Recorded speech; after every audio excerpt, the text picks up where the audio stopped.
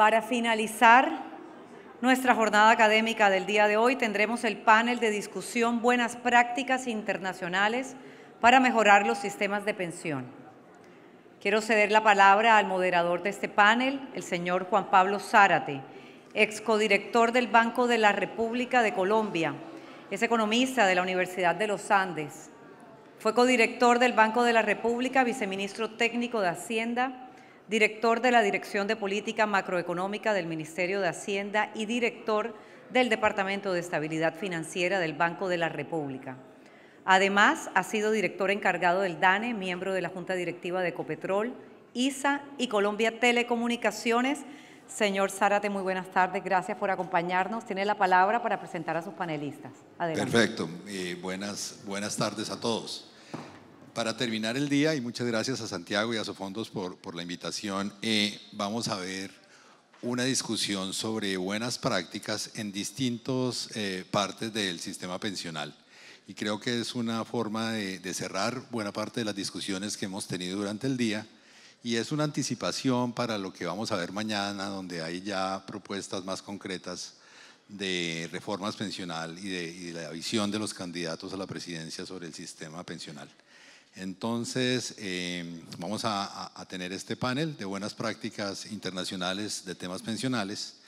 Lo que vamos a hacer es que cada uno de los panelistas va a tener una presentación de 15 minutos y luego vamos a tener unas rondas de preguntas. Les pido también, como en las charlas anteriores, en las sesiones anteriores, que anoten las preguntas para leerlas al final si tenemos algo de tiempo. En la primera presentación, Jan-Willem Bouma, quien es presidente de Pensions Europe, nos va a hablar del sistema pensional de los Países Bajos. Él estudió economía empresarial en la Universidad de Erasmus y tiene una amplia experiencia en temas financieros y de pensiones. Por favor, tiene la palabra.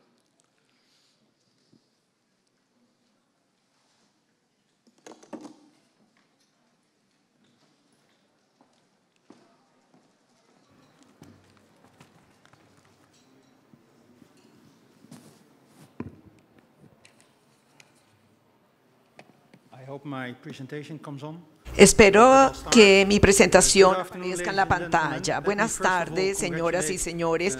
Primero que todo, yo quisiera felicitar a FIAP, a Sofondos, por un excelente congreso.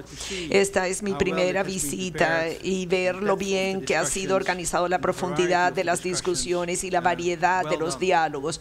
Muy bien organizado. Segundo, a mí me gustaría reconocer al señor Arthur por su discurso de esta mañana, el cual he encontrado muy interesante y preciso. Espero que esto funcione. Sí, ok, sí, ya tenemos la presentación en la pantalla. Yo soy el presidente de Pensions Europe. Somos la voz europea en las pensiones, 25 asociaciones.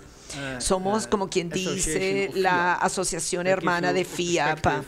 Esto es para darles a ustedes una perspectiva de lo que es Pensions Europe. A través de nuestros miembros compartimos a más de 90 millones de personas en Europa y también estamos hablando de 7 trillones de euros. Estamos hablando de una gran cantidad de dinero y estoy segura que hay personas en este salón que les gustaría ser parte de la inversión de estos fondos. Pero bueno, el tema de mi presentación es sobre Holanda. Y señoras y señores, es un placer para mí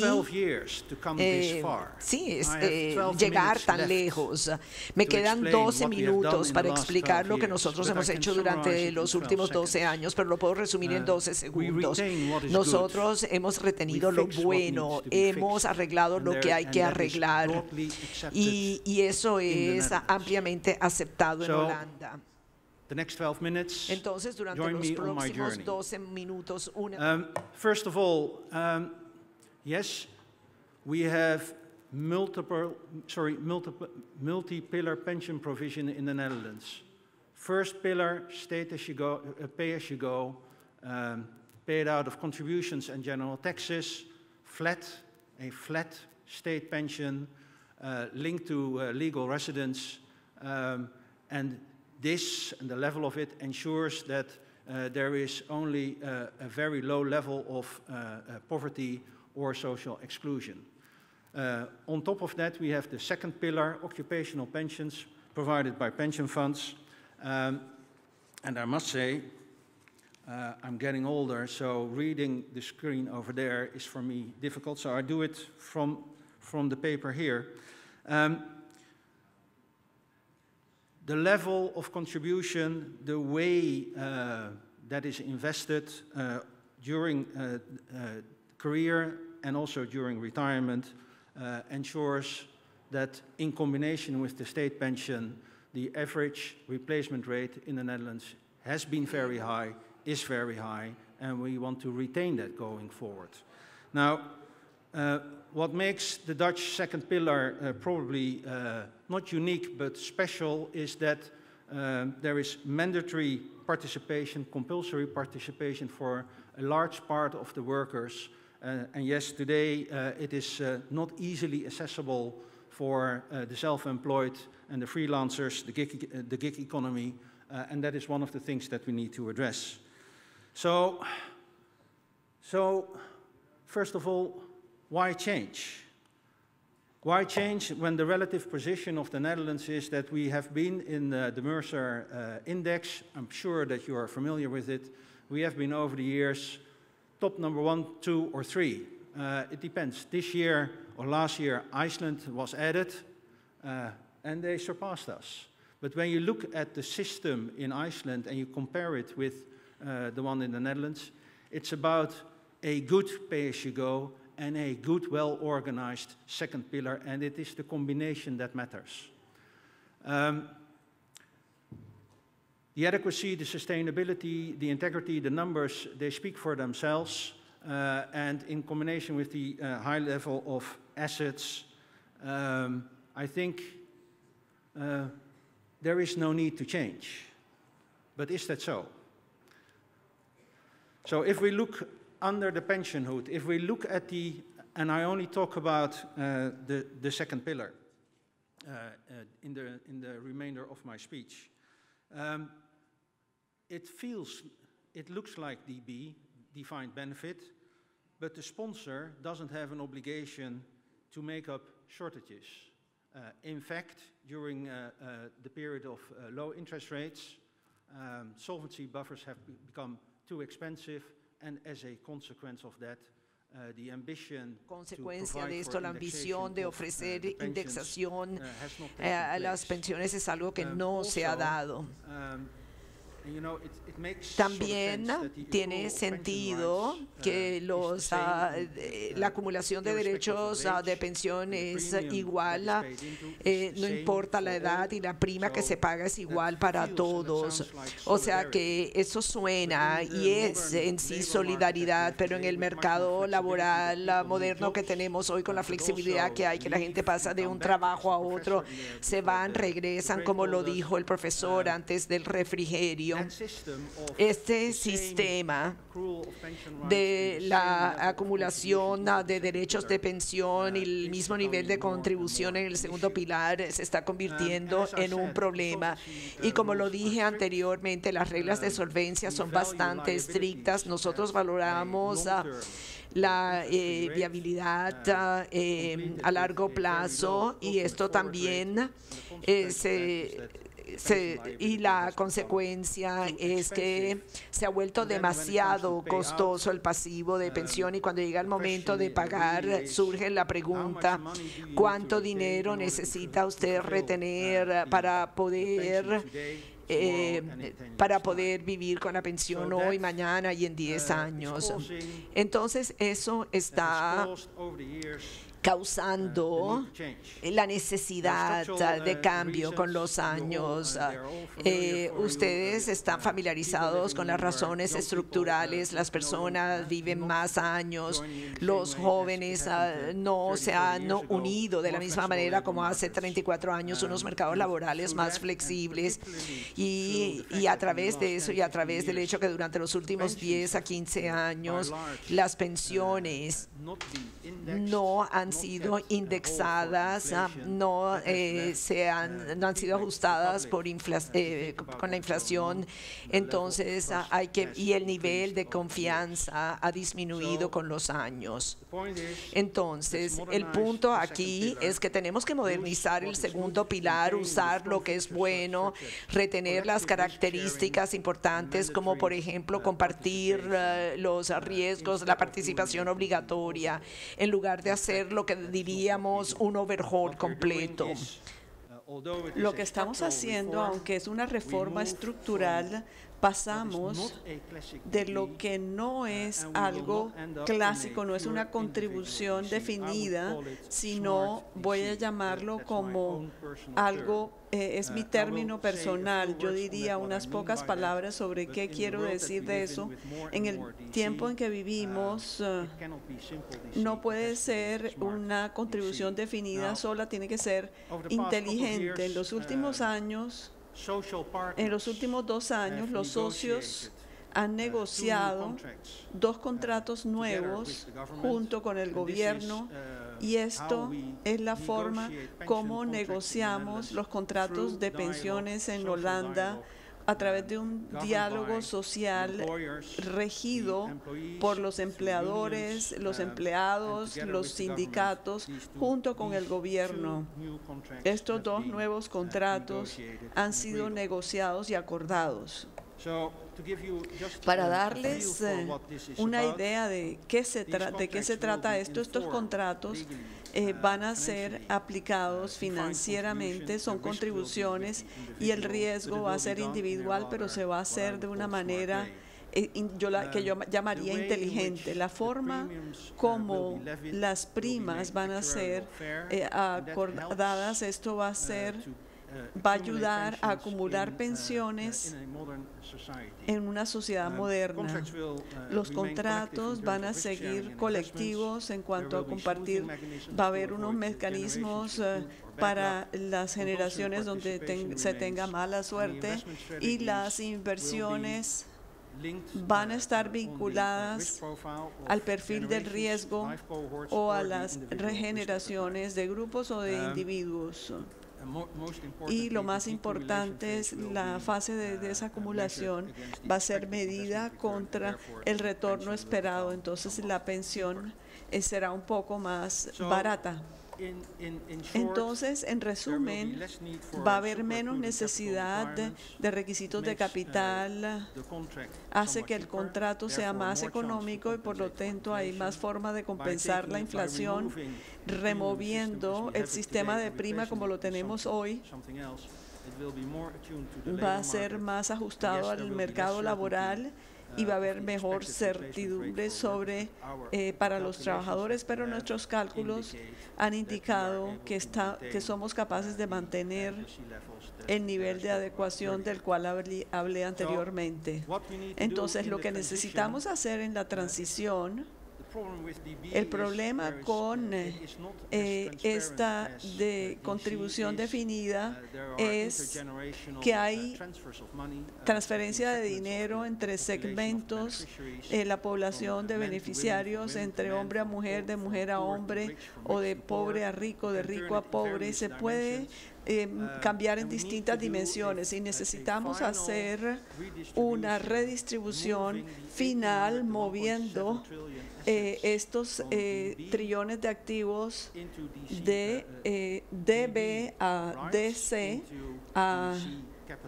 a capital de contribución definida, y tenemos que hacerlo explícito para el individuo, creando transparencia. En toda esta transición necesitamos asegurar que se haga de manera justa y equitativa. Hay ciertos grupos donde va a haber ventajas adicionales. Hay que mantener cómo se debe hacer esto. Esto ha sido el rompecabezas que ha estado en nuestras discusiones. La Junta tiene que encontrar un equilibrio y necesitamos mover la discusión cuando entramos a la próxima fase, a la parte de implementación, y ganamos confianza al mismo tiempo que estos nuevos contratos llevan a nuevas preguntas y crean nueva dinámica. Estamos ya allí. Con esto quiero concluir, y señoras y señores, nosotros tenemos aquí varios años para llegar y hemos mantenido el sistema sostenible, aumentando la edad de 60 a 65 a 68. Hemos adoptado medidas, y esta es la reforma estructural en el segundo pilar. La legislación en borrador ha sido enviada al Parlamento el mes pasado. Esperamos que vaya a ser aprobada, y la ley debe entrar en vigor el año entrante, y luego tenemos la parte de la implementación. A partir de esa fecha debe entrar en vivo el 1 de enero del 2027. Con esto creo que terminé, y yo no creo que me haya gastado todos los minutos.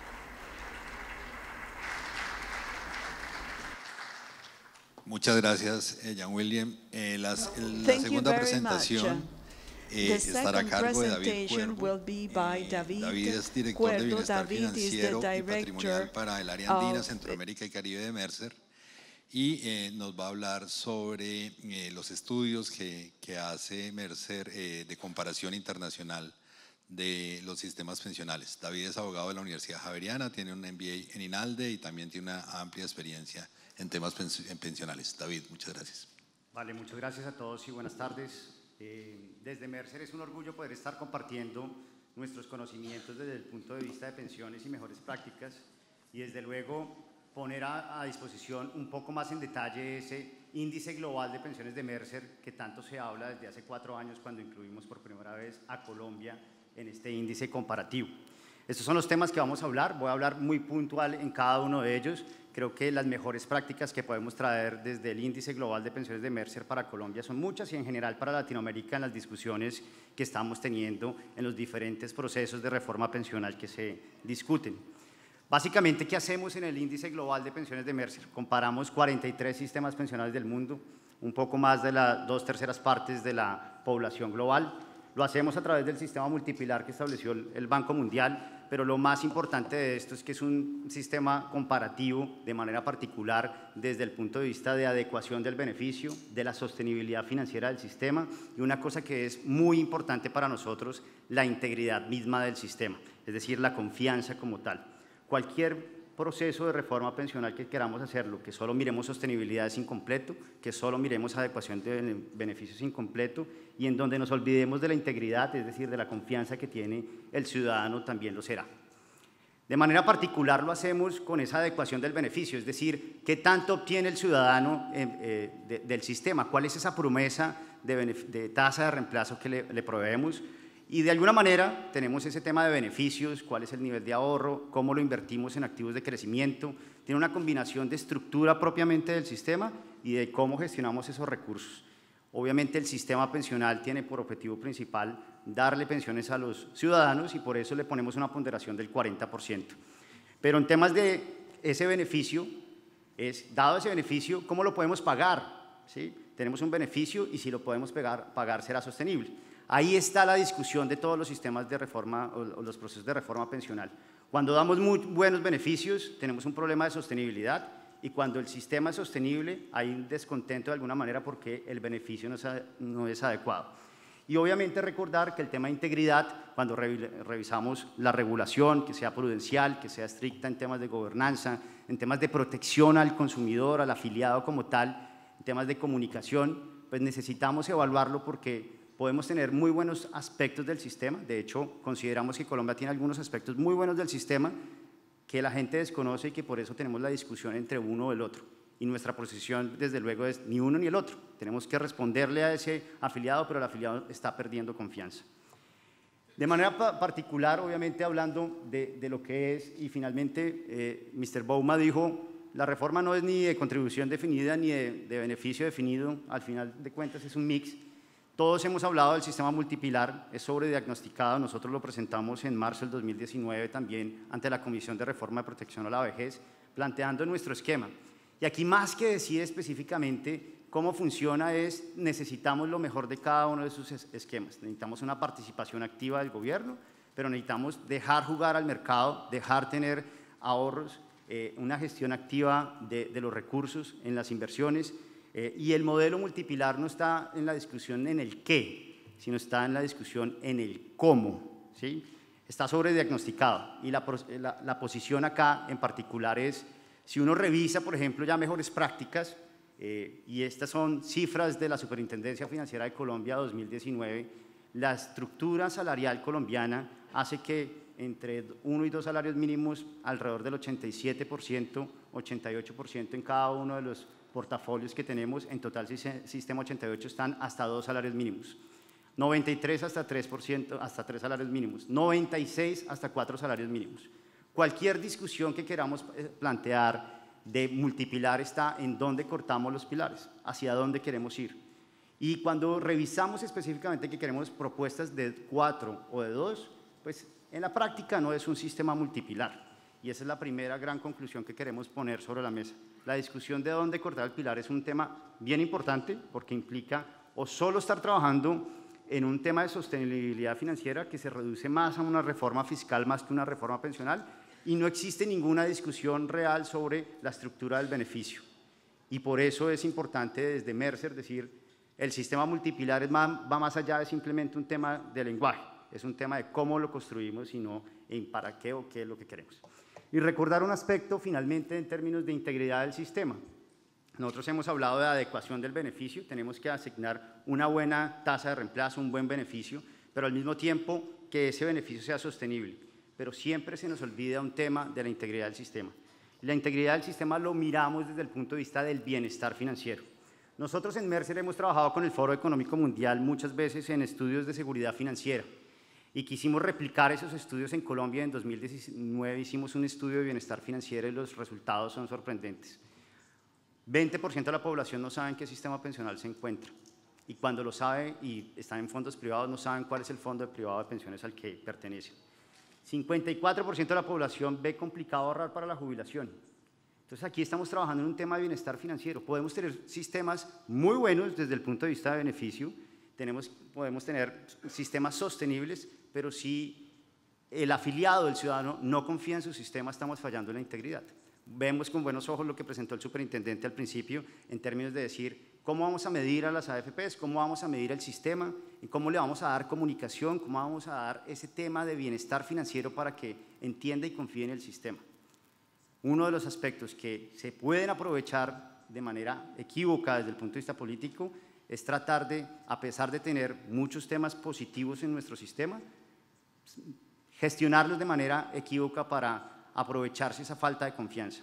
Entonces, cualquiera de los aspectos que nosotros queramos hacer, que solamente trabaje sostenibilidad, hablaremos más de una reforma fiscal, si no adecuamos el beneficio, pero si olvidamos el tema de la integridad, nunca vamos a poder llegar a tener ese consenso técnico y político para hacer un proceso de reforma pensional serio. En temas de gestión de activos no voy a detenerme, pero sí estamos viendo muchas tendencias en el índice y en todos los temas de capital intelectual propiamente dicho, y voy a resaltar dos. Uno de ellos es el tema de ESG. Cada vez vemos mayor participación en adopción de estos criterios, ya hemos visto toda la mañana esta discusión, pero aquí hay un trabajo que realizar y es los fondos de pensiones cada vez participan más en los temas de ESG. Tenemos que adaptarnos, Colombia es pionera, etcétera, pero todavía hay un camino que recorrer. Y sin duda alguna el tema de Asia. Cada vez vemos más en mercados latinoamericanos y en otras latitudes tener posiciones en términos de inversiones, por ejemplo en China específicamente. Todo lo demás en términos de inflación lo explicaron muy bien, el tema del futuro de las finanzas, Bitcoin, sí, la diversificación, que es un aspecto clave, pero que son los hot topics o los temas de interés para el año 2022-23 en términos de inversiones de todos los fondos de pensiones en el mundo que capturamos y evaluamos. Y finalmente, uno tiene que hablar del sistema ideal. Esto puede ser un tema de un bien mayor, pero cualquier modelo de reforma pensional debería estar pensando sobre todo en la salvaguarda de ese ahorro. Nosotros consideramos desde el punto de vista de sostenibilidad, y lo vemos específicamente con Holanda, que está en el puesto 2 este año. La razón por la cual suben de 1 a 2 o 3, Mr. Bouma, básicamente es que el índice es dinámico. Cambiamos todos los años el sistema, algunos criterios, y puede que un sistema puede bajar y subir en función de lo que estemos evaluando. Por eso todos los años los resultados pueden ser diferentes. Pero en el caso, por ejemplo, de Holanda, que es una referencia, tienen un poco más del 175% de activos bajo administración dedicados para pagar pensiones futuras. Nosotros tenemos tan solo el 22%. Por eso también es un sistema robusto. La tasa de reemplazo es alta, lo dijo Mr. Bouma. Consideramos que un sistema ideal debería ser sobre el 70% o más.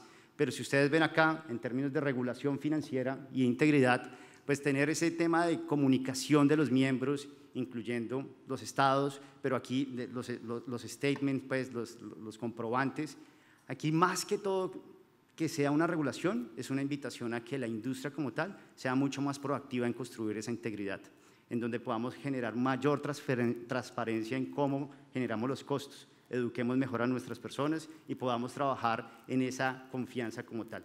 Esto sin duda es un estado ideal. Cuando digo estado ideal es que cualquier proceso de reforma debe tratar de realizar adecuación del beneficio, sostenibilidad e integridad, y llegar con diferentes reformas, ojalá la primera una bien estructural, con el consenso técnico que necesitamos para que después las siguientes reformas traten de adecuar a ese sistema ideal como tal. Muchas gracias.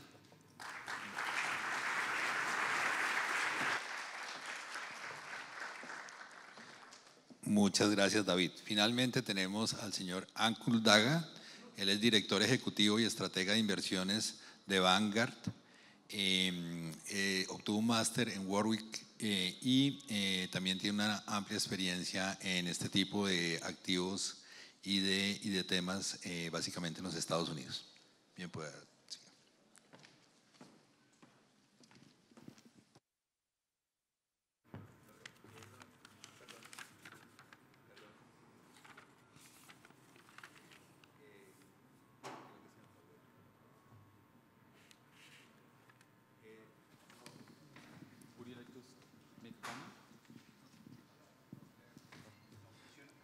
No, perdón, se me olvidaba, él nos va a hablar de las buenas prácticas de los sistemas de contribución definida. Muchas gracias.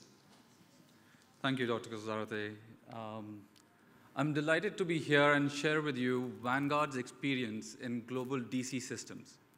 Voy a hablar sobre los sistemas de contribución definida. En los últimos años, Vanguard ha estado apoyando el sistema para 5 millones de participantes en los Estados Unidos con 1.700 planes. Lo que voy a hacer hoy es sacar unos puntos sobre los éxitos y los fracasos, ayudando a los participantes a garantizar sus objetivos de jubilación. Ahora en Vanguard, nuestra misión motiva todos nuestros esfuerzos. Nosotros apoyamos a todos los inversionistas, los tratamos de manera justa y le damos la mejor oportunidad de invertir con éxito. En el resto de mi presentación voy a hablar acerca del sistema pensional y cómo este sirve teniendo en cuenta los ojos del inversionista final que está ahorrando para su jubilación, para su pensión futura. Nuestra experiencia nos ha enseñado dos cosas. Es decir, para tener un sistema saludable se necesita ahorrar lo suficiente y luego invertirlo adecuadamente. Correcto, suena sencillo, pero tal como lo escuchamos de muchos oradores puede ser bastante complicado. En Vanguard nosotros podemos enseñarle a los Estados Unidos a cómo invertir, que el plan de contribución definida le va a dar a la gente el poder de poder manejar su propio dinero. Pero con el tiempo lo que nos hemos dado cuenta es que debido a falta de conocimiento financiero, eso iba a ser muy difícil. De hecho, no se podía materializar. Encontramos que las personas tenían bajas destrezas para planeación financiera y utilizábamos los defaults que no eran era todo, estaban guardándolo en bonos o en efectivo, en líquido, todo el tiempo. Entonces había inercia y procrastinación. Entonces, ¿por qué debería yo aumentar mis ahorros hoy cuando los puedo aumentar en 3 meses o en 6 meses o en 5 años? Y como consecuencia, la gente no tomaba las decisiones que querían, que eran en su mejor interés. Se hizo una encuesta sobre conocimientos financieros y esa encuesta tenía 4 preguntas básicamente. Y si el inversionista respondía 3 respuestas bien, podía hacer la escogencia. Esencialmente, la nota para pasar era 3 de 4 o el 75%. Y como podemos ver en la pantalla, lo que encontramos era que en Australia, en el Reino Unido y en los Estados Unidos, los inversionistas no tenían una nota que pudieran pasar. Eso nos dijo y reconfirmó nuestra preocupación con respecto a los conocimientos financieros.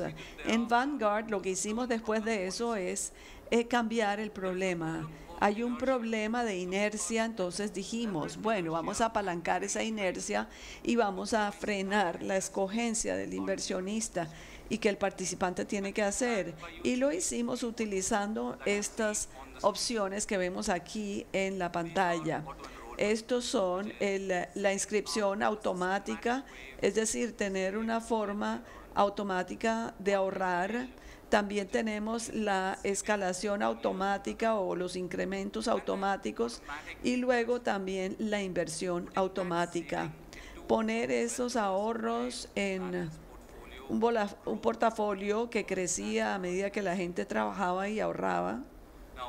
Ahora, lo que vimos es que en los 3 mercados donde Vanguard ha estado promoviendo estas 3 opciones, estos 3 autos, entonces los Reino Unido y los Estados Unidos han utilizado esta inscripción automática y los 3 mercados, Australia, Reino Unido y los Estados Unidos, ya tienen el incremento automático, la inversión automática. Entonces, todo el sistema de los Estados Unidos es voluntario. Entonces, nuestro empleador no tiene que ofrecer esta inscripción automática para que el empleado ahorre. El empleado no tiene que ahorrar en el sistema, pero a través de este conjunto de pequeños defaults podemos lograr un buen comportamiento de ahorro. Volviendo a los 5 millones de ahorradores para el retiro o afiliados para los cuales suministramos servicios en unos 1.700 planes, lo que hemos encontrado que en los últimos 15 años el número de empleadores que suministran esos planes han aumentado de un 5% de los empleadores al 54% de los empleadores privados en los Estados Unidos. De las personas que tienen acceso a este plan, el 92% de esas personas están ahorrando activamente en esos planes. Y luego, además de esto, el 62% contribuye voluntariamente para aumentar esa inscripción automática, esa tasa de inscripción automática.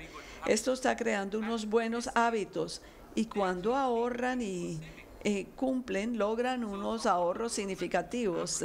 El promedio de la inscripción automática es de alrededor de 11%, un poquito menos del 11%. La contribución total es del 7%. Entonces, tengan en cuenta que esto es un sistema totalmente voluntario. El empleador no tiene que ofrecerlo, los empleados no tienen que hacerlo, pero al tener estos buenos opciones, realmente las han asumido muy bien. Este es el lado de ahorro de la ecuación. Nuestra gente está ahorrando lo suficiente. Ahora voy a pasar a la otra parte. Están invirtiendo de manera inteligente. Viendo el progreso en los últimos 15 años, también hemos visto mucho progreso en cuanto a la inversión automática. En esta gráfica de aquí, lo que ustedes ven es la parte café del centro. Esto ha aumentado dramáticamente. Esa área café refleja las personas que colocan esto, el portafolio en capital o en equity, y en la parte de arriba tenían el 20% o más en acciones, el resto portafolios agresivos, y justo en la parte inferior los inversionistas que tenían menos del 20% de equity. Esos son los inversionistas que no tenían ningún equity en su plan de ahorro para el retiro. Tenía 20 a 30 o 40 años y utilizar y gastar durante otros 20 o 30 años. Entonces, para la estrategia de ahorro a largo plazo, cuando miramos, es que encontramos que menos de la mitad de las personas, en nuestra opinión, no estaban invirtiendo adecuadamente. Pero en los últimos 15 años, debido al predominio de estos fondos de ciclo de vida en los Estados Unidos, muchos de los participantes comenzaron a invertir su dinero de una manera mucho más adecuada. Cuando miramos en el 2020, encontramos que el 75% de ellos están invirtiendo de una forma que sería razonable, una forma que sería más apropiada para los ahorros, para el retiro. Entonces, con estos fondos de ciclo de vida, lo que ha ocurrido es que los inversionistas tienen acceso a un fondo que está bien diversificado y cambia su asignación de activos, sus tenencias en equity con la edad. Y esto ha sido algo que ha cambiado el juego en los Estados Unidos.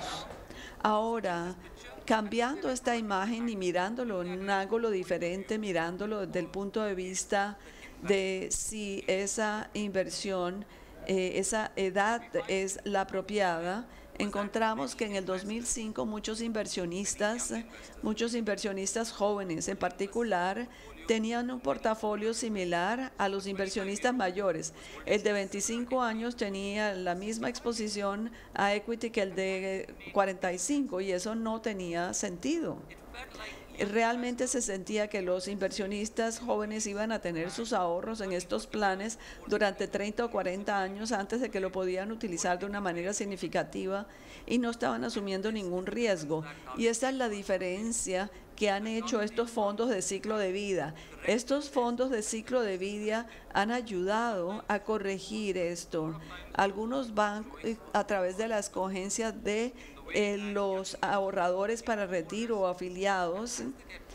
A medida que ellos envejecen, se ha reducido prácticamente. Entonces, todo el concepto de este fondo de ciclo de vida es equilibrar el capital humano y el capital de inversión. Cuando son jóvenes, tienen mucho capital humano, muchas ganancias futuras. Entonces, pensemos como un bono. Toman un bono cada año desde el punto de vista, cuando se unen al capital de trabajo, tienen muchos cupones y muchos bonos en su portafolio, entonces deben equilibrarlo teniendo bastante capital en sus ahorros, bastante equity. A medida que envejecen, el bono reduce valor y como consecuencia el capital financiero no debe ser tanto de equity, sino que debe reducirse gradualmente. Este es el tipo de forma que uno quiere ver en la gráfica azul allí.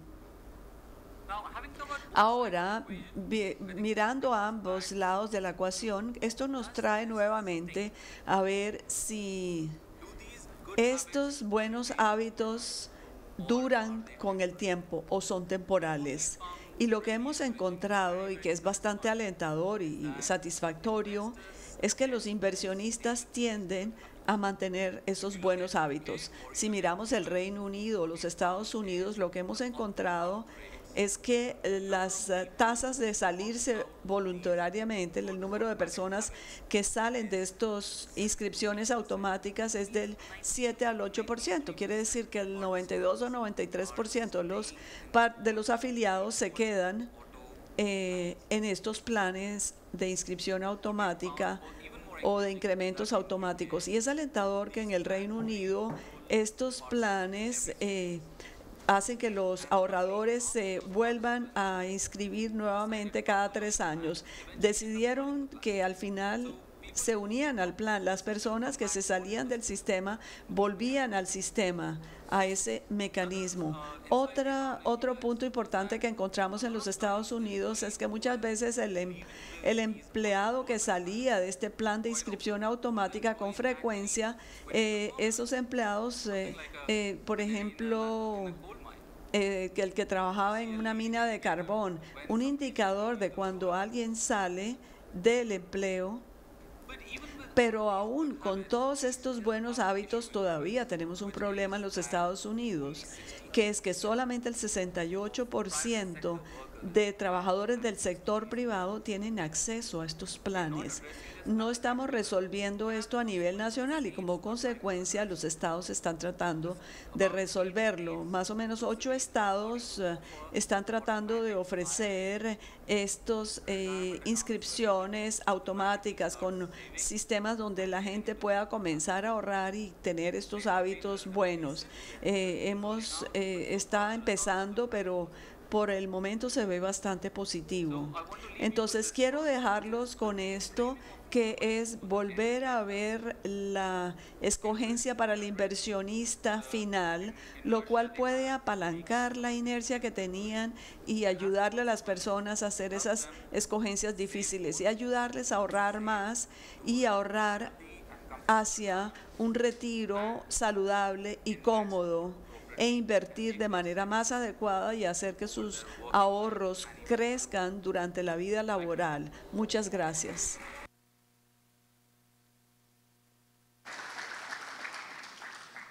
Muchas gracias, Ángel. Ahora quisiera hacer algunas preguntas para profundizar lo que se ha expuesto. Quisiera comenzar con David. David, si usted dijera cuáles son las características que hacen a los sistemas exitosos en su diseño, cuáles son las características que explican su éxito y qué falta en las economías emergentes para tener un comportamiento mucho mejor en el diseño del sistema pensional. ¿Escuchan? Sí. Nosotros lo evaluamos continuamente en el índice global de pensiones de Mercer, pero si uno pudiera resumir de alguna manera están basados en ahorro. Hay un gran componente de ahorro que sustenta la sostenibilidad financiera del sistema. Entonces, los mejores sistemas pensionales que calificamos de mejor manera tienen un componente común y es que tienen, como les dije al principio, 175% o más del Producto Interno Bruto en activos bajo administración que soportan pensiones futuras. Ese es el primer tema bien importante. El segundo, desde luego, es cobertura. Cuando uno revisa el tema de cobertura y, por ejemplo, el caso de Holanda que tanto suena en Colombia los últimos 2-3 semanas en Colombia, pues básicamente es el 80% o más de la población está cubierta por el sistema pensional. Entonces hay unos temas de cobertura en específico, pero también tiene unos temas sobre adecuación del beneficio. La adecuación del beneficio es tenemos una tasa de reemplazo apropiada para la media del ingreso medio de la economía del país. Aquí el tema que tenemos en Colombia es que el ingreso medio es muy cercano a lo que es el ingreso de salario mínimo, pero aún así con los temas de garantía de pensión mínima son aspectos que son muy positivos que hay que resaltarlo. Sin perjuicio, claro está, de que adicional a todos esos aspectos tiene un tema muy importante de la integridad y siempre están en proceso de reforma. Entonces uno dice, si tenemos un sistema pensional como el de Holanda, que en el índice global de pensiones de Mercer está como el segundo mejor sistema y lo acaban de reformar, ¿por qué es? Y es que necesitamos hacer flexibles las reformas de manera permanente, de manera, en la medida en que tengamos cambios demográficos, en la medida que tengamos problemas, tenemos que abordarlos para futuras generaciones. Y es que aquí la discusión en términos es lo que tengamos que hacer hoy es para el mañana y para evitar cosas más drásticas, como lo hemos dicho pues en muchos escenarios y en el sobrediagnóstico que tenemos del sistema pensional. Y obviamente en economías emergentes lo que nos está haciendo falta es llegar a esos niveles. Entonces estábamos hablando de sistemas de ahorro pensional. Colombia tiene un 20-25% de activos bajo administración que soportan pensiones. Los niveles de contribución, por ejemplo, son relativamente bajos. Y uno dice cuánto cotizan en Chile, cuánto cotizan en México, para pensión propiamente dicho. Y Colombia, por ejemplo, también tiene un aspecto muy positivo, y es que por lo menos en la media de Latinoamérica es el más alto, si no uno de los más altos que existe. Eso son lo que uno debería decir. Hay mucho que trabajar en la parte de integridad del sistema. Mr. Bowman lo dijo, el reto está en la transición, y esa transición está en la educación y el bienestar financiero, en empujar a las personas en ese empujón, ese nudge que tanto habló Ankul.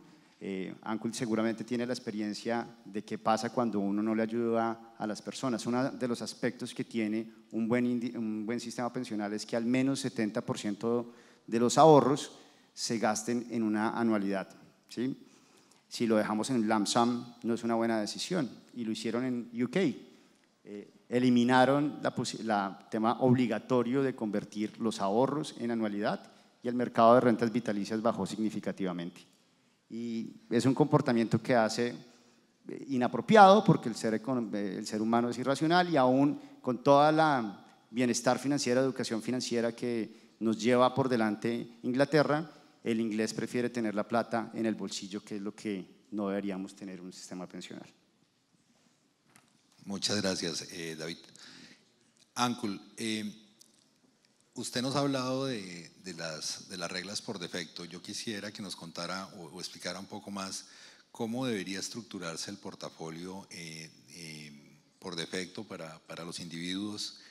Y una pregunta, digamos, relacionada con eso, y es cómo se debe medir un buen desempeño de los portafolios.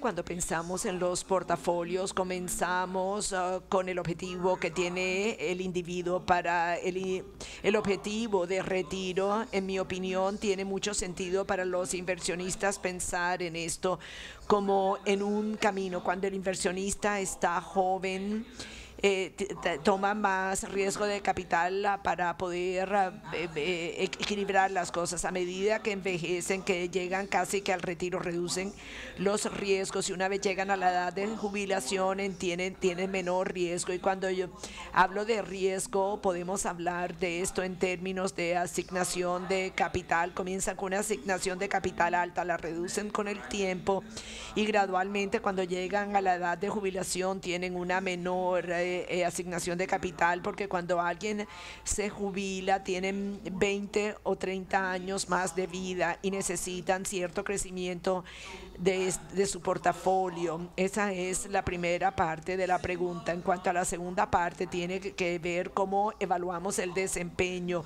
o el resultado para el inversionista.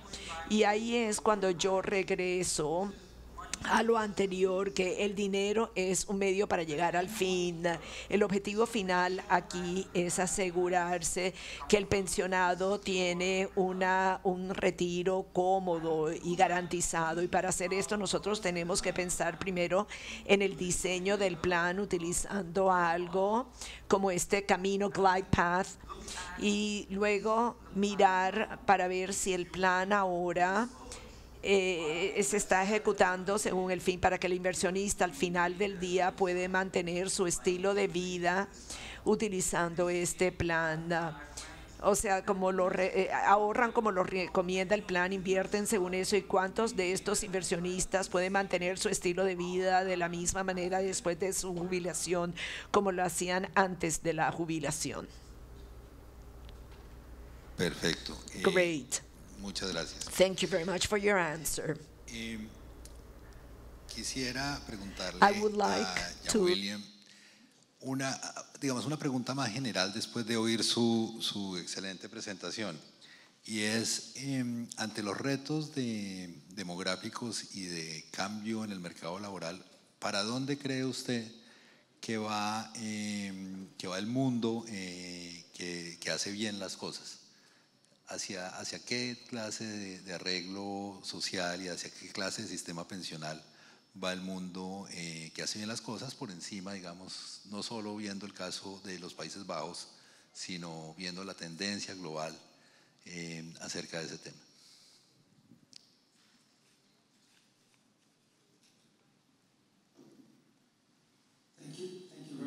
Muchas gracias por la pregunta.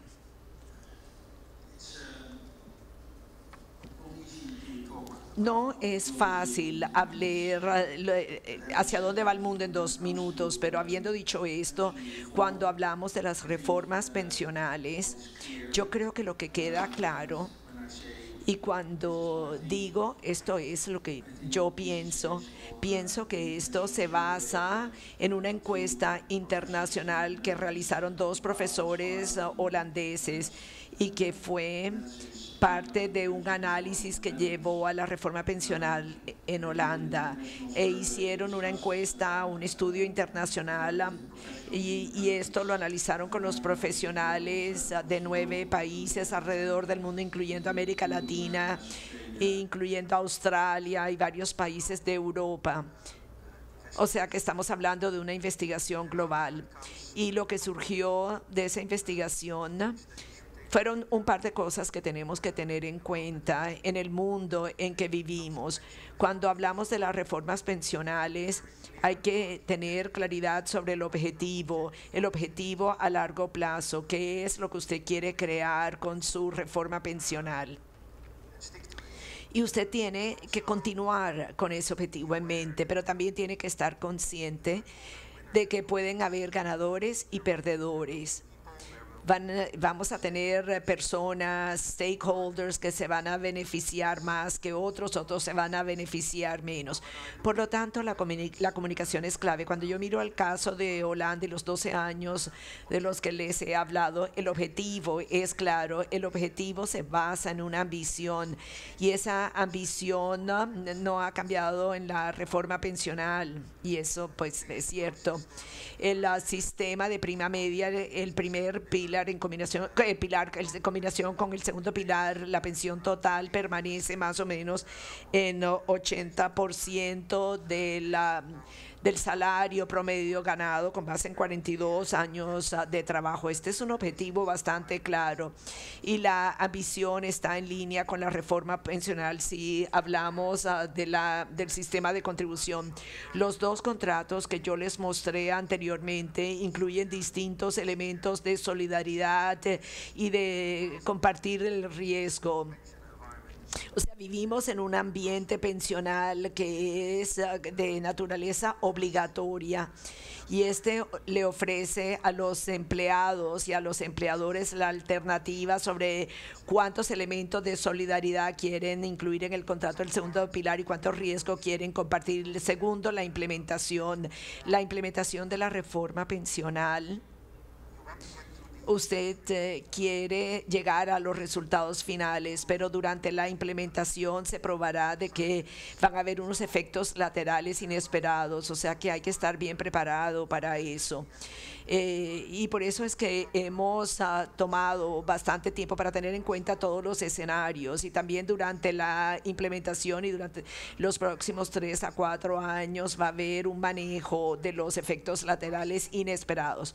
Finalmente, las reformas pensionales, o sea, no hay nada gratis.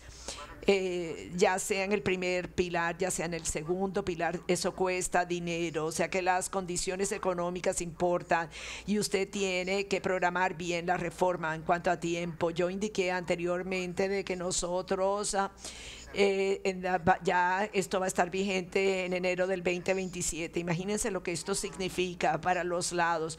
Nosotros vamos a hacer esto de tal manera de que no haya riesgo el 1 de enero del 2027. En cuanto al tipo de contrato, el de DBDC, de la contribución definida, primero que todo, el sistema de pensión holístico debe evitar y debe manejar la pobreza. Número 1. 2, tiene que ser la prima media. Se necesitan pensiones financiadas, y como lo dije anteriormente, ahí nos movemos a un mundo con más contribución definida, y hemos visto ejemplos de esto en la presentación de ANCUL, y también lo que dijo David sobre el enfoque holístico que se debe asumir mirando la parte de adecuación, sostenibilidad, y muy importante la integridad, la gobernanza, cuál es el DC, el DB, Eso es muy importante al mostrar que la sociedad en general confía en el sistema. Bueno, tiene usted la palabra. Gracias. Ancul, ya hablando un poco de Colombia, talking about Colombia, en el sistema in Colombia, de contribución definida hay un aporte de 11.5% del salario para la cuenta y otro 4.5% que se distribuye en dos seguros importantes, un seguro de garantía de pensión mínima y un seguro de salud en la época en que se está haciendo la acumulación y las comisiones de las AFPs. Ese 11.5%, esa pareja de datos, 11.5% y 16%, ¿le parece que son, o qué opinión tiene sobre esos niveles para tener unas buenas tasas de reemplazo?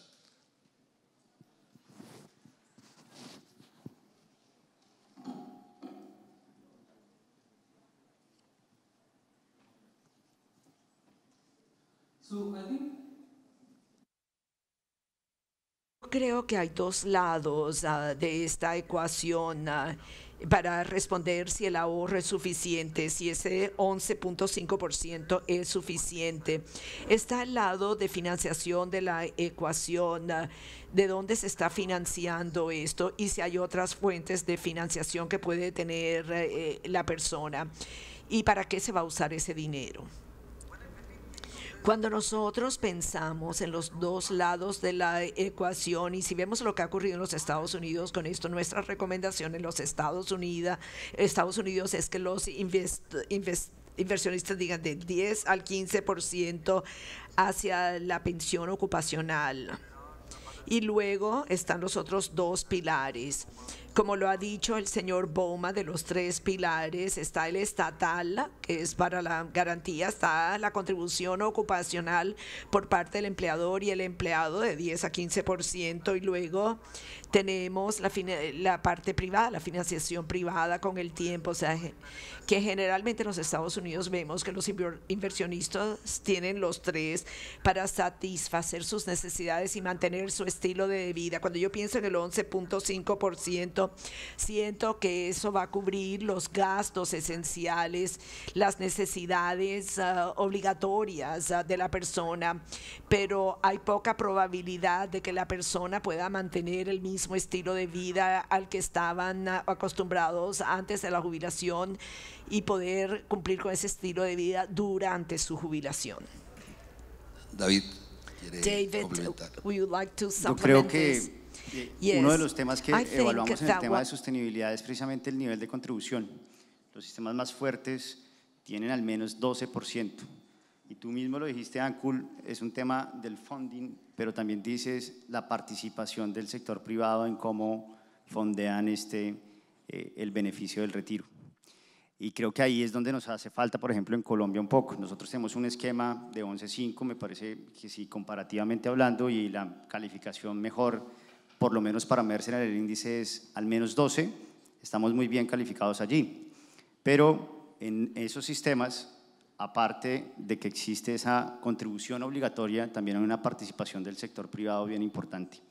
Sé que en temas de mercado laboral en Colombia es difícil hablar de una cotización mucho más alta, porque tenemos otras cotizaciones y otros impuestos a la nómina que nos lo impiden, pero sin duda alguna para construir un buen beneficio pensional, pues estamos hablando de los mismos niveles, 15-20% solamente desde el punto de vista de fondeo, sumando la cotización a seguridad social obligatoria. Porque cuando uno quiere construir una buena pensión, los niveles de cotización deben ser relativamente significativos. Y ahí está también un tema de bienestar financiero. La gente no quiere ahorrar, tiene poca confianza en el sistema y necesitamos trabajar en ese aspecto, en que el sector privado, cuando se pueda, en caso de Colombia, 50% de la población es formal, no todos son empleados dependientes, pero allí hay que hacer algo sobre los niveles de cotización para mejorar el sistema. Y hacer que el otro 50% empiece a ahorrar, de alguna manera. Estructurar productos innovadores, que se deslaboralice la seguridad social y que la gente quiera a veces unos temas de protección social, no necesariamente contrato laboral, y encontrar esas nuevas formas de trabajo que necesitamos para que empiecen a cotizar. En el futuro, en los estudios de Mercer, en temas de talento, pues ya no se paga específicamente por personas, se paga por habilidades. Y si ya pagamos por habilidades, ya la discusión no es si tenemos que cotizar sobre un salario mínimo o no, si es laboral o no, sino necesitamos es ahorrar para que esas personas que reciben dinero por esas habilidades también tengan protección social. Perfecto, David, muchas gracias. John William,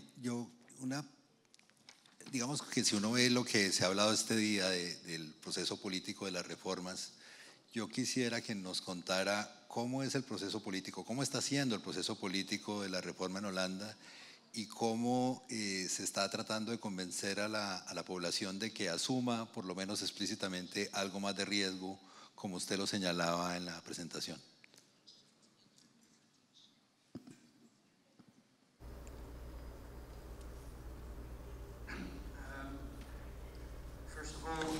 Primero que todo, yo pienso que tiene que haber un caso para el cambio. Y cuando ese caso no está bien establecido, entonces él no va a tener aceptación en el debate político. Y lo cómico aquí es que nosotros todos encontramos difícil aumentar la edad de jubilación, porque eso tiene un impacto en las personas que trabajan. Entonces, a lo mejor hay razones estructurales que requieren una reforma pensional, pero en el caso de Holanda ha sido las bajas tasas de interés que han tenido un impacto en el marco de solvencia, como ya fue mencionado. La pensión es el resultado de ¿qué? De las contribuciones y del retorno a la inversión. Y eso nos lleva al pago de lo que llamamos el monto nominal, y también ofrece la indexación. El ambiente en que hemos vivido los últimos 10 a 15 años ha quitado la compensación por inflación para los jubilados. Eso primero que todo, y eso nos ha llevado a una falta de confianza en el sistema. Y eso ha permitido que las partes se reúnan y negocien cómo salir de esta situación. Por lo tanto, existe un acuerdo de base amplia de que existe la necesidad del cambio. Entonces, ¿cómo se lleva a cabo el cambio? La situación en Holanda es un poco diferente porque la función de los socios sociales en nuestro país no puede ser subestimada. La representación del empleador, del empleado, la pensión ocupacional es parte del acuerdo laboral entre el empleador y el empleado. Y el ingreso diferido para una edad más adelante, o sea que es privado. O sea que el gobierno con lo fiscal y con lo legal contribuye con esto, pero lo más importante es el acuerdo entre los socios sociales. Habiendo dicho esto, el diálogo que nosotros tenemos en Holanda, el diálogo social es, claro, está entre el gobierno, los socios sociales, los académicos y el público en general. Hay una palabra famosa en el debate político en Holanda, y yo no sé cuál es la palabra en inglés, lo voy a decir en holandés: Bulden. O sea que nosotros discutimos hasta llegar a un acuerdo y solamente en ese momento lo adoptaremos. Por eso es que nos ha tomado tanto tiempo estos años. Hemos fallado en 2 ocasiones para establecer suficiente apoyo político y apoyo social para la reforma pensional, y fue hasta el 2019, hace 2 o 3 años, que finalmente llegamos a un acuerdo. Bueno, entonces hay otro aspecto que también me gustaría mencionar. La política en Holanda, cada 4 años hay una nueva administración y trabajamos con coaliciones entre los partidos. No hay un solo partido que tenga la mayoría, o sea que están obligados a trabajar de manera conjunta, a colaborar. La reforma pensional es algo que excede los 4 años de la administración o del gobierno de turno. El acuerdo principal al que llegamos en el 2019, que pues pasó a la legislación en la Cámara Baja. El gobierno en el 2019 no quería acordar la reforma pensional sin la aceptación, sin el apoyo de la oposición. Entonces se ha llevado a cabo un debate político entre los partidos, y también cuando entre el nuevo gobierno existe la expectativa de que la oposición hoy en día va a continuar apoyando, y eso pues lo vamos a ver en los próximos 9 meses. Perfecto, muchas gracias. Great. Thank you very much. David, volviendo a pensar en Colombia específicamente, ¿usted qué cree, qué elementos debería tener una reforma al sistema, pensando en las consideraciones de esta mañana, digamos, de que tenga una viabilidad política importante? Ojalá tuviéramos ese consenso político que tanto habla Mr. Bauma, que es difícil de conseguir. Yo creo que lo primero que deberíamos empezar a hacer es construir ese consenso técnico y político. Obviamente ninguna reforma pensional va a ser fácil. There is no free lunch, como dijo Mr. Bauma. Pero básicamente consideramos que las propuestas que estamos haciendo ahorita solo se están basando en sostenibilidad. Y uno de los aspectos que estamos dejando de pasar al lado es un tema de adecuación del beneficio. Tenemos que empezar a capturar este tema de regresividad del sistema público. Está puesto en nuestra propuesta de reforma pensional que le presentamos al Gobierno Nacional, en tratar de focalizar específicamente esos recursos de manera particular. Cualquier otra cosa que simplemente sea a dónde va la plata entre un sistema o el otro, en nuestra ocasión es simplemente una fuente de financiación, una reforma fiscal, no es una reforma pensional, que va a afectar el sistema pensional desde luego, pero no es la manera apropiada de hacer un proceso de reforma. Y ponernos de acuerdo en ese aspecto de cuáles son los objetivos.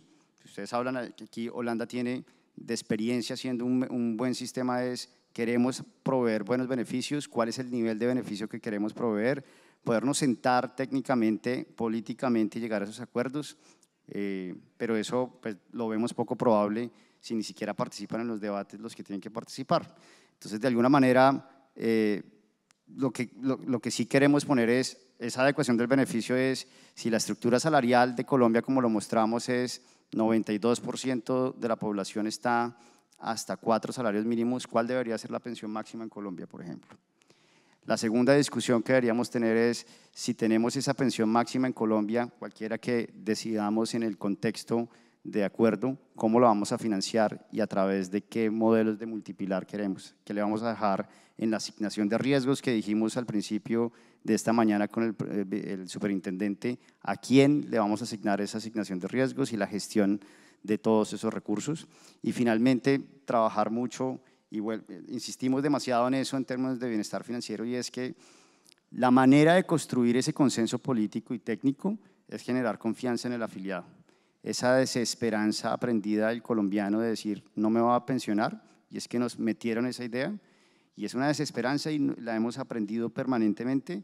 Hay que empezar a atacarla con programas de bienestar financiero serios, en donde el empleador debe preocuparse por proveer todos estos notches, todos estos empujones que necesita, en donde el sistema se autorregule en términos de generar más confianza, o sea, los partícipes accedan a mejor información, y creo que a través de esos 3 aspectos, entre la adecuación, sostenibilidad y la integridad del sistema, es lo que deberíamos ocuparnos.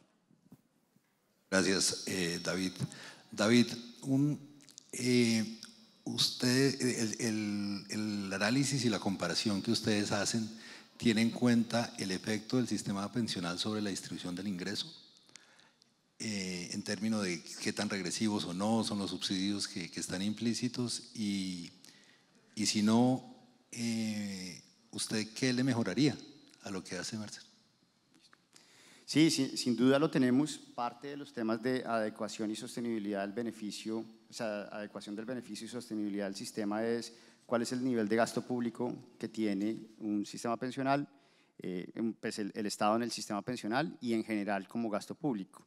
Y otros niveles específicos es cómo estamos gastando ese gasto público en la población. La participación del Estado debe estar focalizada en invertir bien esos recursos. Dicho de otra manera, cuando evaluamos en el sistema pensional, el índice global de pensiones de Mercer, el Estado participa en el mercado de pensiones.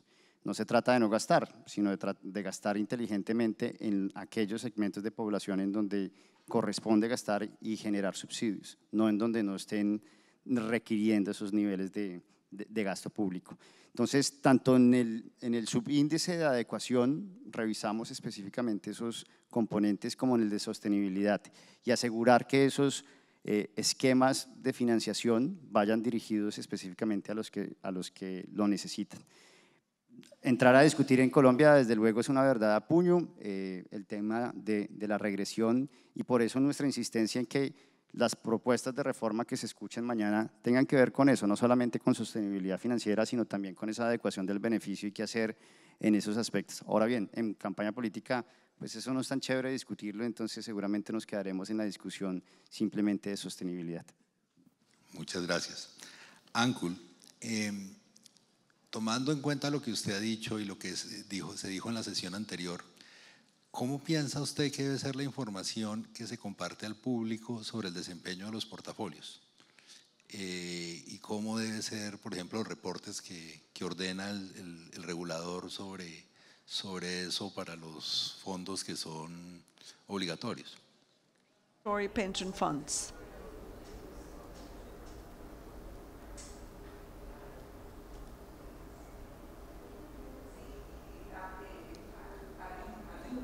Yo creo que necesitamos pensar en el desempeño, en la revisión de desempeño del portafolio de retiro en distintos puntos. Tenemos que pensar, primero, el plan está bien diseñado. Una vez que esté bien diseñado, el plan ha sido ejecutado e implementado, alineado con lo que fue establecido en el objetivo.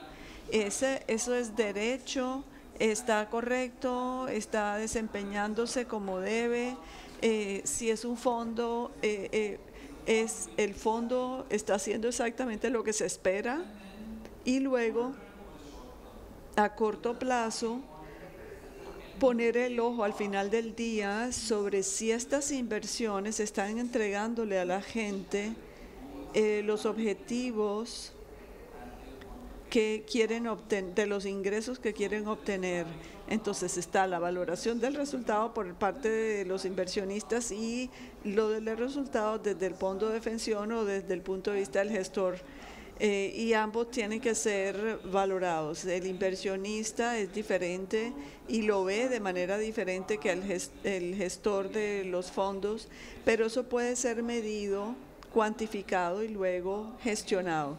Nuevamente, si lo que esto significa es que si hay dos fondos de pensión que tienen dos diseños diferentes, uno de ellos va a desempeñarse menos bien que el otro.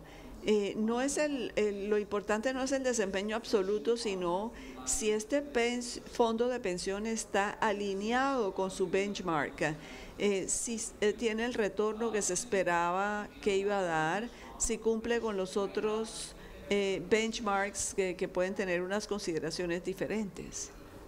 Perfecto, muchas gracias. Perfect. No sé Thank si you hay very much. preguntas I do not del know if público we a have esta altura. questions from the public at this time of the day.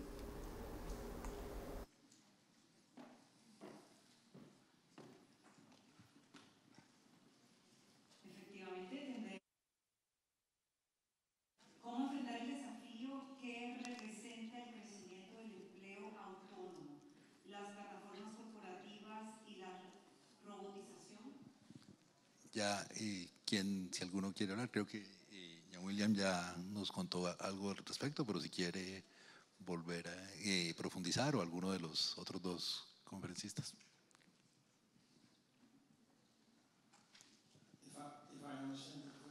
Entiendo la pregunta correctamente, es acerca de cómo puede uno tener una mayor cobertura en cuanto a la gente que ahorra para después, en particular los independientes, la economía ¿Cómo logramos llegar a que ellos lleguen al mundo de pensiones?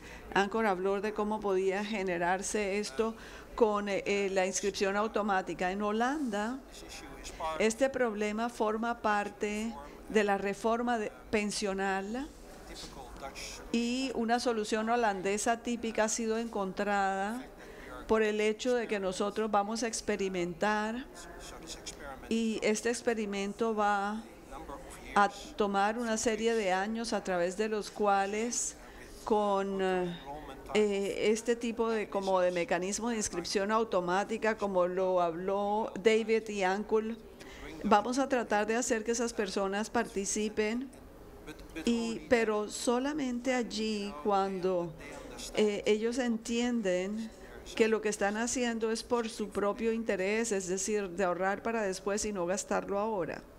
Perfecto. David, Perfect. David or Ankur, do you want to add something? Para responder los sistemas, aquí sería algo diferente. En el sistema de los Estados Unidos, todo el sistema es voluntario, entonces el incentivo para llegar a un mayor nivel de cobertura sería muy diferente. No sería a través de un mandato, sino más bien de crear buenos hábitos. En otros sistemas como el de los Estados Unidos o el de Australia o el de el Reino Unido, se ha logrado a través de mandatos legislativos. Entonces yo creo que la cobertura es clave para cualquier sistema de jubilación, pero lo que podemos hacer es aprender de los diferentes sistemas, y los Estados Unidos, el Reino Unido, Australia u otros, y luego tomar elementos que importen y que sean relevantes para un país en particular. Tengo entendido que en Colombia la cobertura es muy baja y esto es algo que tiene que ser incentivado. No sé si esto puede ser en forma de un mandato, puede ser en forma de alivio tributario, puede ser a través de la escalación o inscripción automática o este tipo de cosas. Thank you very much. Solamente complementaría, cuando uno compara sistemas pensionales, el tema de autónomos, y lo están viendo con Mr. Bowman en Holanda, es un problema a resolver. Nosotros relativamente la afiliación de los independientes ya lo hicimos hace ya bastantes años. Entonces, lo único que complementaría es el tema de bienestar financiero y cultura previsional. En el almuerzo me comentaban, seguramente los que se están quejando del sistema pensional son esos freelancers, esos independientes que cuando pasan la cuenta de cobro miran la manera de que no le pidan lo del 40% de cotización. No es que no exista la posibilidad de hacer el coverage, la gente no lo quiere por aquello de la desesperanza aprendida. Entonces, en ese orden de ideas hay que trabajar mucho en la integridad, en la cultura previsional, en el bienestar financiero. Cuando hablo bienestar, Mercer distingue entre educación financiera, que a todas luces se comprueba que no es efectiva. La gente puede asistir, entender, hacer, pero no hace cambios específicos. Y cuando hablamos de bienestar es ese nudging, ese empujón que necesitamos ayudarles a que la gente lo haga hasta ingenuamente para que tenga una cobertura apropiada. Perfecto, Jan William.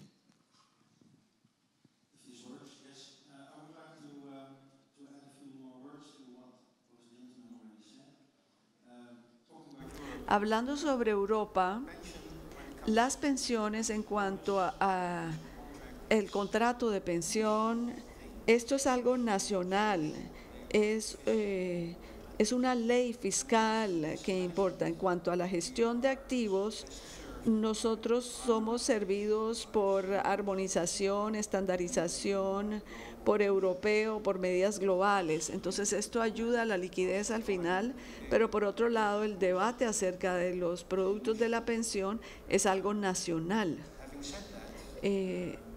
Lo que nosotros hacemos en Pensions Europe en cuanto a las pensiones, al diseño de la pensión, nosotros miramos a todos para aprender los unos de los otros.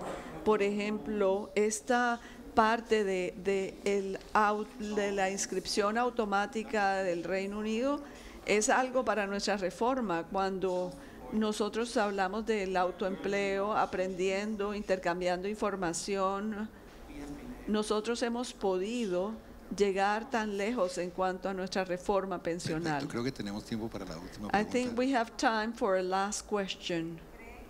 Do you believe it's possible to have a highly Si quiere, le responden los tres y vamos en esta línea.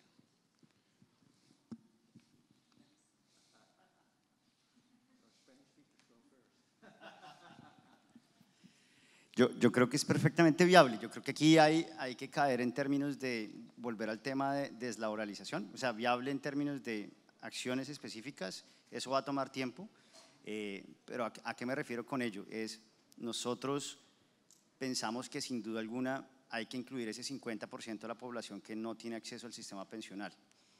Y esto va más allá de la discusión semántica que siempre discuten sobre reforma de protección a la vejez o solamente pensiones propiamente dicho, y ahí hay una labor que hacer desde diferentes actores y grupos de interés, supervisor, mercado y demás, de cómo hacer que esas personas que están en la informalidad participen. ¿Cómo hacemos, por ejemplo, y lo discutíamos con algunos en la mañana, para que el sector microfinanciero, que de pronto tiene mucho más presencia en algunas ciudades, en municipios muy pequeños, que el mismo Colpensiones pueda canalizar y recaudar recursos para el ahorro, cualquiera que sea? ¿Cómo hacemos para que en el sector agropecuario se formalice a través de los mismos canales en donde se pagan? ¿Cómo utilizamos la transferencia de pagos de subsidios y demás, y todo el tema de banca digital que funcionó muy bien después de la pandemia para hacer recaudos y hacer captura específica de esos recursos que manejan? ¿Cómo utilizamos esas plataformas desde el celular para trabajar en el ahorro? Lo importante es que la gente entienda de alguna manera que el sistema pensional puede estar laboralizado, pero que en todo caso tiene que ahorrar para la pensión. Porque puede que las nuevas formas de trabajo implique que yo no quiera un contrato laboral, que quiera trabajar desde Holanda o desde Alemania, me paguen por capacidades, pero al final de cuentas todos nos envejeceremos y todos vamos a necesitar de algo de que vivir al final de la vida laboral. Y en ese orden de ideas, con esa conclusión tan básica de perogrullo, necesitamos ahorrar de alguna manera para la pensión.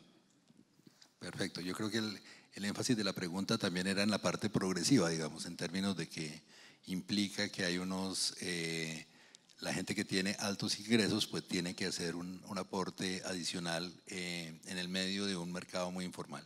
Ankul, ¿algún comentario? Ankul, do you have any comment?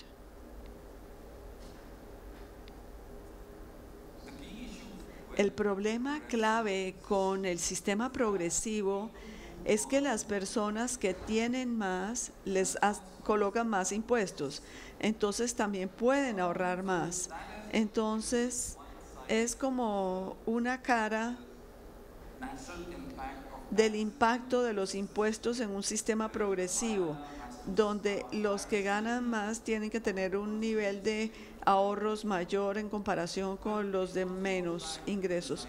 Pero también tiene que ver con el diseño del sistema, los tres pilares. En un sistema donde se tiene una seguridad, la carga a el que gana más es menor porque ya han estado contribuyendo al sistema a través de ese impuesto de seguridad alimentaria u otro, donde se tiene un medio probado para la pensión como en Australia.